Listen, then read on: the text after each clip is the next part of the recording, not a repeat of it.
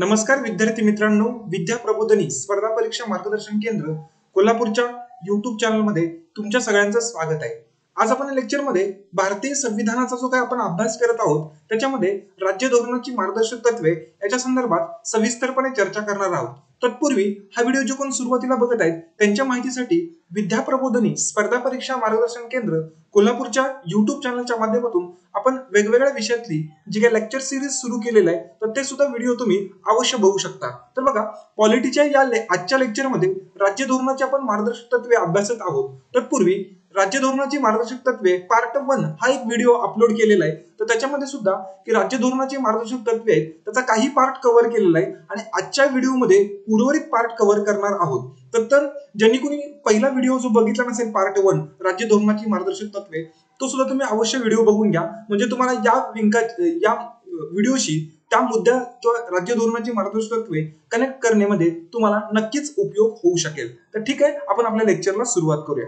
तर बघा, भारतीय राज्यघटनेमध्ये किंवा भारतीय संविधानामध्ये भाग क्रमांक 4 मध्ये, म्हणजे जर फॉर एक्झाम्पल जर बोलायचं म्हटलं भाग क्रमांक 1 मध्ये संघ आणि त्याचा भूप्रदेश असेल, भाग क्रमांक 2 मध्ये नागरिकत्वाशी रिलेटेड तरतुदी असतील, भाग क्रमांक 3 मध्ये प्रामुख्याने मूलभूत हक्कांशी रिलेटेड तरतुदी असतील आणि भाग क्रमांक जो 4 आहे त्याच्यामध्ये राज्य धोरणाची मार्गदर्शक तत्वे यांचा उल्लेख आहे। म्हणजे DPSP directive principle of state policy, म्हणजे आमच्या देशातलं शासन आहे किंवा सरकार आहे त्यानं आमच्या देशामध्ये किंवा आमच्या राष्ट्रामध्ये लोककल्याणकारी राज्याची निर्मिती करत असताना किंवा वेलफेअर स्टेटची निर्मिती करत असताना कोणत्या गोष्टी किंवा कोणत्या गोष्टीला अनुसरून कार्य करावं किंवा शासनाचा कारभार चालावा ह्यासाठी शासनाला गायडन्स करणारं किंवा शासनाला एक मार्गदर्शन देणाऱ्या ज्या राज्यघटनेतल्या तरतुदी आहेत त्यांना राज्य धोरणाची मार्गदर्शक तत्वे असं म्हटलं जातं। तर बेसिकली बघा की ही राज्य धोरणाची मार्गदर्शक तत्वे जी आहेत की आम्ही आयरिश किंवा आयर्लंडची जी काही राज्यघटना आहे त्याच्या आदर्शावरून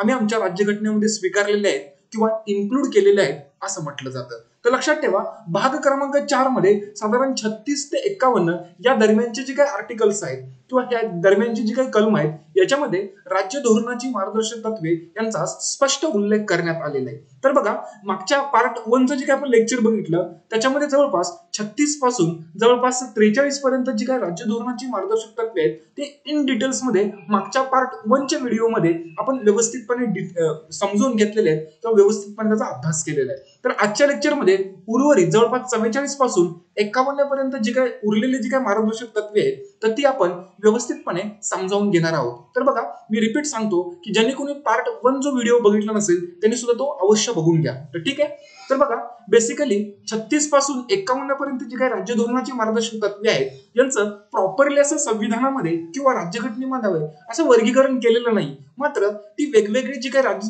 धोरणाची मार्गदर्शक तत्वे आहेत जवळपास 36 पासून 43 पर्यंत, तर हे जे काही तत्वावरती काही प्रिन्सिपल्स वरती आधारित आहेत, म्हणजे सुरुवातीचे जे काही आहे ते समाजवादी प्रिन्सिपलला अनुसरून आहेत किंवा सोशलिस्टिक विचारसरणीला अनुसरून आहेत, त्यामुळे सोशलिस्ट किंवा समाजवादी तत्व असं म्हटलं जातं। काही गांधीयन विचारसरणी किंवा गांधीजींच्या विचारसरणीला अनुसरून आहेत त्यामुळे गांधीयन विचारसरणीची राज्य धोरणाची मार्गदर्शक तत्वे काहींना बोललं जातं, आणि काही खुल्या किंवा लिबरल विचारसरणीची आहेत त्यामुळे liberal directive principle of state policy असं बोललं जातं। तर बघा, बेसिकली जरी म्हटलं की 36 पासून जवळपास 51 पर्यंत जरी राज्य धोरणाची मार्गदर्शक तत्वे असली तरी 36 आणि 37 हे प्रत्यक्ष राज्य धोरणाची मार्गदर्शक तत्वे नसून त्याच्यामध्ये राज्यसंस्थेची व्याख्या असेल किंवा त्याच्याशी रिलेटेड काही तरतुदी असेल। खऱ्या अर्थानं 38 ते जवळपास 51 या दरम्यान राज्य धोरणाची मार्गदर्शक तत्वे आहेत। त्याच्यामध्ये सुरुवातीला 38 ते 47 पर्यंतची राज्य धोरणाची मार्गदर्शक तत्वे आहेत त्यांना सोशलिस्ट किंवा समाजवादी विचारसरणीशी रिलेटेड आहेत। त्याच्यानंतर की जवळपास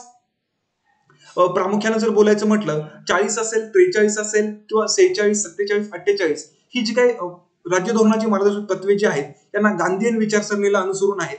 त्यानंतर उर्वरित जी काही उरलेले आहेत म्हणजे 44, 45, 48 ए, 49, 50 ए, 51, तर ही जी काही राज्य धोरणाची मार्गदर्शक तत्वे जी आहेत ती प्रामुख्याने लिबरल किंवा खुल्या विचारसरणीला आधारित आहे असं म्हटलं जातं। तर हे बेसिकली तुम्ही इथं समजावून घेतलं पाहिजे, म्हणजे राज्यघटनेमध्ये असा स्पष्ट उल्लेख नसला तरी त्या विचारसरणीला अनुसरून आहेत म्हणून ढोबळमानाने या राज्य धोरणाच्या मार्गदर्शक तत्वांचं असं विभागणी किंवा वर्गीकरण करण्यात आलेलं आहे। हे एवढं बेसिकली तुम्ही इथं समजावून घ्या। तर बघा, जवळपास 44 पासून 51 पर्यंत जी राज्य धोरणाची मार्गदर्शक तत्वे आहेत ही आपण आजच्या लेक्चरमध्ये किंवा आजच्या व्हिडिओ लेक्चरमध्ये व्यवस्थितपणे एक्सप्लेन करत आहोत. पहिल्यांदा याचा एक आढावा घ्या की 44 पासून 51 पर्यंत नेमकी कोणकोणती मूलभूत मार्गदर्शक तत्वे आहेत ते आपल्याला समजली पाहिजे. तर बघा, 44 नंबरचा असेल बघा समान नागरी कायद्याशी रिलेटेड असेल. त्यानंतर 45 जे असेल हे प्रामुख्यानं 6 वर्षाखालील जे काही बालक असतील तर त्यांची देखभाल आणि शिक्षणाची तरतूद राज्य संस्थेने करावी याच्याशी रिलेटेड मार्गदर्शक तत्व असेल. 46 नंबरचा असेल अनुसूचित जाती, अनुसूचित जमाती किंवा इतर दुर्बल जे काही वर्ग आहेत यांच्या शैक्षणिक किंवा आर्थिक हितसंबंधाशी रिलेटेड मार्गदर्शक तत्व असेल. त्याच्यानंतर पुढचं असेल की पोषणमान व राहणीमान उंचावणे आणि सार्वजनिक आरोग्यामध्ये सुधारणा करणं याच्याशी रिलेटेड राज्य धोरणाचं मार्गदर्शक तत्व असेल. त्यानंतर पुढचं असेल की कृषी व पशुसंवर्धन याच्यासाठी एक सुसज्ज किंवा सुसूत्र व्यवस्था देशामध्ये निर्माण करणं याच्याशी रिलेटेड राज्य धोरणाचं मार्गदर्शक तत्व असेल. पुढचं असेल बघा की प्रामुख्यानं 48 पर्यावरणाचे संरक्षण व संवर्धन करणे, वने व जीवसृष्टी यांचं सुद्धा हित राखणं याच्याशी रिलेटेड असेल. त्यानंतर 49 असेल बघा राष्ट्रीय महत्वाची स्मारके व स्थाने यांचे संरक्षण करणे याच्याशी रिलेटेड असेल. त्यानंतर 50 नंबरचं राज्य धोरणाचं मार्गदर्शक तत्व आहे किंवा आर्टिकल जे आहे ते कार्यकारी यंत्रणेपासून जी न्याय यंत्रणा असेल ती वेगळी असेल किंवा अलिप्त असेल खूप महत्वाचं असतं. आणि पुढचं असेल बघा की आंतरराष्ट्रीय शांतता व सुव्यवस्था याचं संवर्धन करण्यासाठी आमचं शासन किंवा आमची शासन संस्था आहे ती एक वातावरण निर्माण करेल किंवा एक क्लायमेट आमच्या देशामध्ये निर्माण करेल याच्याशी रिलेटेड असेल. तर आता ही आपण एकूण जी 44 पासून 51 पर्यंत या लेक्चरमध्ये डिस्कस करत आहोत राज्य धोरणाची मार्गदर्शक तत्वे, तर त्यातलं एक एक आपण आता इन डिटेल्स मध्ये चर्चा करूया किंवा त्याच्यावरती आपण भाष्य करूया. पहिला असेल बघा की नागरिकांसाठी एकरूप नागरी संहिता किंवा युनिफॉर्म सिव्हिल कोड आर्टिकल 44 किंवा 44व्या कलमानुसार समान नागरी कायदा. तर बघा, नागरिकांना भारताच्या राज्यक्षेत्रात सर्वत्र एकस्वरूप किंवा एकरूप नागरी संहिता लाभावी यासाठी राज्य संस्था प्रयत्नशील असेल. मग थोडक्यात काय की आमच्या देशभर किंवा आमच्या अगदी जम्मू काश्मीर पासून कन्याकुमारी पर्यंत किंवा गुजरात पासून अरुणाचल प्रदेश पर्यंत जो आमचा भारत देश आहे तर या भारत देशामध्ये सर्व नागरिकांसाठी एक स्वरूप किंवा एकरूप नागरी संहिता आमच्या देशामध्ये अवेलेबल केली जाईल किंवा उपलब्ध करून दिली जाईल यासाठी राज्य संस्था कार्यरत राहील याच्याशी रिलेटेड 44वां कलम आहे. बऱ्याच वेळेला परीक्षेमध्ये विचारण्यात आलेला आहे. पुढचं असेल बघा 6 वयापेक्षा कमी म्हणजे ज्यांचं वय 6 पेक्षा कमी असे जे काही बालक असतील तर त्यांची प्रारंभिक अवस्थेतली जी काही देखभाल असेल किंवा त्यांचा अगदी छोट्या छोट्या प्रायमरी पेक्षा सुद्धा कमी जे काही शिक्षण असेल तर याची जी काही तरतूद असेल ती राज्य संस्था अवेलेबल करून देईल किंवा राज्य संस्था निर्माण करेल याच्याशी रिलेटेड असेल. पुढचं असेल बघा त्याच्यामध्ये जर 45च्या अंतर्गत बोलायचं म्हटलं तर 6 वर्षापेक्षा जे कमी वय आहे बालकांचं त्यासाठी प्रारंभिक अवस्थेतलं जे काही शिक्षण असेल किंवा त्यांची देखभाल असेल याची सुविधा आमच्या राष्ट्रामध्ये राज्य संस्था खूप व्यवस्थितपणे अवेलेबल करून देईल. पुढचं असेल बघा 46 नंबरचं अनुसूचित जाती, अनुसूचित जमाती, एसटीज किंवा इतर दुर्बल घटक जे असतील त्यांचा शैक्षणिक किंवा आर्थिक हितसंबंध याच्याशी रिलेटेड राज्य संस्था काम करेल. म्हणजे थोडक्या भाषेमध्ये जर बोलायचं म्हटलं तर अनुसूचित जाती, अनुसूचित जमाती यांच्यासाठी शैक्षणिक असेल किंवा आर्थिक हितसंबंध असेल याचं काळजीपूर्वक हितसंवर्धन करण्याच्या दृष्टीनं राज्य संस्था नेहमी किंवा सतत कार्य करत राहील आणि यांचं एक आर्थिक स्तर किंवा सामाजिक स्तर कसा उंचावला जाईल यासाठी सतत वेगवेगळ्या योजना आखून किंवा वेगवेगळ्या गोष्टींच्या माध्यमातून कार्य करेल असं 46 नंबरचं राज्य धोरणाचं मार्गदर्शक तत्व आम्हाला इथं गायडन्स करतं शासनाला. पुढचं असेल बघा 47 नंबरचं पोषणमान व राहणीमान उंचावणे आणि सार्वजनिक आरोग्य सुधारणे हे राज्याचं कर्तव्य असेल. म्हणजे आमच्या देशामधले जे काही नागरिक आहेत किंवा आमच्या देशातील जे काही सामान्य माणसं आहेत किंवा जनता आहेत त्यांचं एकंदरीतपणे पोषणमान कसं उंचावलं जाईल, त्यांचं आरोग्य जे आहे ते सार्वजनिक आरोग्याच्या माध्यमातून आरोग्य सेवा कसं सुधारलं जाईल. थोडक्यात काय की लोकांना एक आरोग्यपूर्ण किंवा एक हितपूर्वक वातावरण आमच्या देशामध्ये कसं निर्माण केलं जाईल आणि हेल्दी आपण म्हणतो हेल्दी एक व्यवस्थित समाज व्यवस्था कशी निर्माण केली जाईल त्यांचं राहणीमान उंचावून. तर यासाठी प्रामुख्यानं जे काही चुकीच्या पद्धत म्हणजे मादक पेय असेल किंवा आरोग्यास अपायकारक जे काही पेय असतील किंवा जे काही ड्रग्स वगैरे असतील तर याचा व्यापार जो असेल तो याचं सेवन असेल तर याच्यावरती वेगवेगळी शासन संस्था बंधन घालेल. म्हणजे दारूबंदी वगैरे आपण याच्याशी बोलू शकतो. तर ह्याच्याशी रिलेटेड म्हणजे थोडक्यात काय पोषणमान व राहणीमान उंचावणे आणि सार्वजनिक आरोग्य सुधारणं यासाठी वेगवेगळ्या जे काही प्रोव्हिजन्स आहेत वेगवेगळ्या जे काही तरतुदी आहेत असं करेल असं राज्य धोरणाचं मार्गदर्शक तत्व 47व्या कलमानुसार राज्य संस्थेला गायडन्स करतं. पुढचं असेल बघा कृषी व पशुसंवर्धन यांची सुसूत्र व्यवस्था लावणे. म्हणजे बघा आमचा देश हा प्रामुख्यानं कृषी प्रधान राष्ट्र आहे किंवा ऍग्रिकल्चर वरती बेस आहे. त्यामुळे आमच्या देशातलं कृषी आणि पशुसंवर्धन हे वाढलं पाहिजे, जपलं पाहिजे आणि याच्यावरती आमची अर्थव्यवस्था किंवा आमची इकॉनॉमी अवलंबून आहे. म्हणून की कृषी व पशुसंवर्धन जे असेल याच्यासाठी काम करणं किंवा याची कृषी आणि पशुसंवर्धनाची जोपासना कशी करता येईल आणि त्याच्यामध्ये वाढ कशी करता येईल याच्यासाठी सुद्धा शास्त्रशुद्ध पद्धतीनं काम करण्यासाठी शासन संस्थेला हे 48 नंबरचं जे राज्य धोरणाचं मार्गदर्शक तत्व आहे किंवा 48 नंबरचं जे काय आर्टिकल आहे हे गायडन्स करत असतं. बघा अलीकडे आपल्या देशामध्ये गोहत्या बंदी किंवा गोहत्या बंदीशी रिलेटेड जे काही आपण म्हणतो ते सुद्धा याच्याशी रिलेटेड येऊ शकतं. कृषी आणि पशुसंवर्धन जे असेल म्हणजे इथे बघू शकतो आपण गायी, वासरे, इतर दुभती जनावरे यांचे जे काही जतन करणे आणि त्यांचे जे काही कत्तल असेल त्याच्यासाठी सुद्धा मनाई करणं असं इन डिटेल्स मध्ये काम हे 48व्या आर्टिकल नुसार किंवा 48व्या राज्य धोरणाच्या मार्गदर्शक तत्वानुसार राज्य संस्थेला गायडन्स करतं किंवा राज्य संस्थेला म्हणजे शासनाला मार्गदर्शन करतं. पुढचं असेल बघा 48 क त्याच्यामध्ये पर्यावरणाचे संवर्धन किंवा संरक्षण करणं आणि वने व वन्यसृष्टी जे आहे ह्याचं जे काय असेल ते रक्षण करणं. म्हणजे बघा की मानवाला आता कोविडच्या कालावधीमध्ये सुद्धा की आम्हाला ऑक्सिजनचा तुटवडा जाणवायला लागलेला आहे. तर हा निसर्गातला ऑक्सिजन एक सायंटिफिक पद्धतीने तो सिलेंडरमध्ये जमा करून की जो कोण पेशंट असेल त्याला अवेलेबल करून दिला जाईल. तर बघा पर्यावरणीय दृष्ट्या की आम्हाला जर आमच्या पृथ्वी भूभागावरती जवळपास 33% वन असणं किंवा जंगल असणं अपेक्षित आहे, मात्र त्याच्यापेक्षा आकडा अलीकडे घसरलेला आहे किंवा कमी झालेला आहे. त्यामुळे जंगल, जीवसृष्टी किंवा वन्यसृष्टी जी आहे ती वाढली पाहिजे कारण की ती मानवासाठी आणि एकंदरीतपणे जीवसृष्टीसाठी एक खूप महत्वाचा पार्ट आहे आणि याच्यासाठी सुद्धा शासन संस्था काम करेल किंवा शासन संस्थेला हे तत्व जे आहे ते गायडन्स करतं. म्हणून तर झाडे लावा, झाडे जगवा अशा वेगवेगळ्या शासनाच्या योजना किंवा स्कीम जे असतात तर या राज्य धोरणाच्या मार्गदर्शक तत्वाला अनुसरून सुद्धा काम करत असतात असं म्हटलं जातं. तर हे 48 नंबरचं असतं.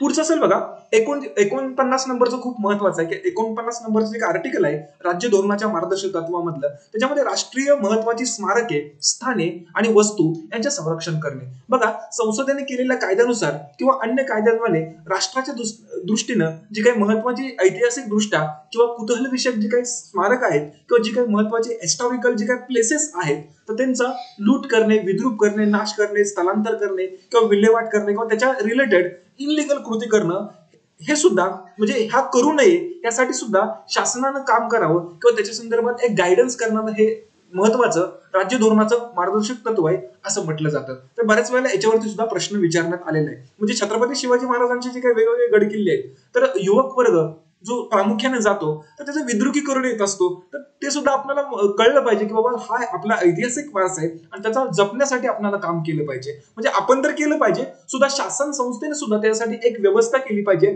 असं कार्य करणारे किंवा असं एक गायडन्स करणारं राज्य धोरणाचं मार्गदर्शक तत्व म्हणजे हे 49 नंबरचं असेल किंवा 49 नंबरच्या आर्टिकलचं असेल. पुढचं आणि खूप महत्वाचं आहे बघा 50 नंबरचं कार्यकारी यंत्रणेपासून न्याय व्यवस्था अलग ठेवणे किंवा वेगळे ठेवणे. म्हणजे आमच्या देशातलं राजकारण आणि न्याय व्यवस्था ही वेगवेगळी राहिली पाहिजे.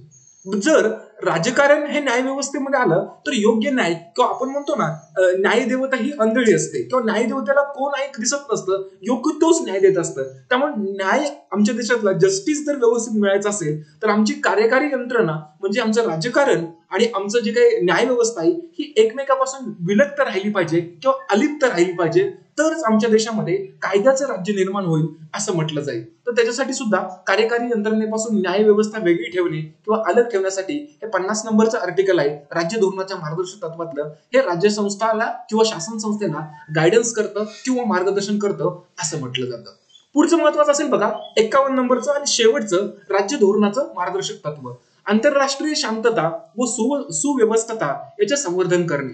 म्हणजे आमची शासन संस्था असेल किंवा आमचं सरकार असेल हे प्रामुख्यानं जागतिक लेवलला किंवा आंतरराष्ट्रीय पातळीवरती जी काही शांतता असेल किंवा सुव्यवस्था असेल ही कशी वाढली जाईल किंवा ही कशी वाढता येईल यासाठी नेहमी किंवा सदा तत्पर काम करत जाईल. म्हणजे याच्यामध्ये बघा की आंतरराष्ट्रीय शांतता व सुव्यवस्था याचं संवर्धन करण्यासाठी शासन संस्था काम करेल. राष्ट्रांना वेगवेगळे जे काही राष्ट्र असतात किंवा कंट्रीज असतात त्याच्यामध्ये न्यायसंगत किंवा एक न्यायसंगत समन्वय जे असतील ते वाढीस लावणे.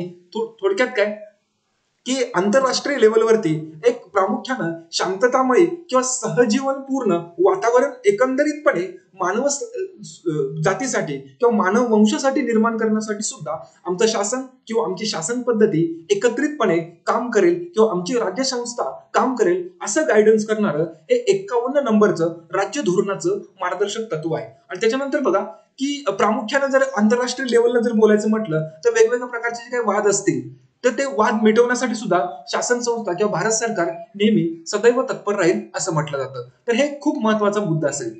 तर एकंदरीतपणे आपण जाणून घेतलं की राज्य धोरणाची जी काही वेगवेगळी मार्गदर्शक तत्वे आहेत त्याच्यामध्ये की शासन संस्थेने काम करत असताना की शासन संस्थेला गायडन्स करणारी ही राज्य धोरणाची मार्गदर्शक तत्वे संविधानामध्ये भाग 4 मध्ये इन्क्लूड करण्यात आलेले आहे आणि आयरिश किंवा आयर्लंडच्या राज्यघटनेवरून आम्ही ती स्वीकारण्यात आलेली आहे. तर याच्यामध्ये प्रामुख्याने समाजवादी काय असतील, काही गांधी विचारसरणीचे असतील आणि काही खुल्या विचारसरणीचे असतील. तर त्या वेगवेगळ्या विचारसरणीनुसार त्याचे काही वेगवेगळे प्रकार पडतात. राज्यघटनेमध्ये असे कुठेच प्रकार नाहीत, मात्र आम्ही आपल्या अभ्यासासाठी प्रकार केलेले आहेत. तर बेसिकली तुम्ही इथं समजू शकता की राज्य धोरणाची मार्गदर्शक तत्वे जी आहेत ती न्यायप्रविष्ट नाही. म्हणजे या तत्वांचं जर शासन संस्थेने जर पालन नाही केलं तर आपण न्यायालयामध्ये जाऊ शकत नाही. त्याचं पालन करावं असं एक आदर्श गृहीत धरलेलं आहे.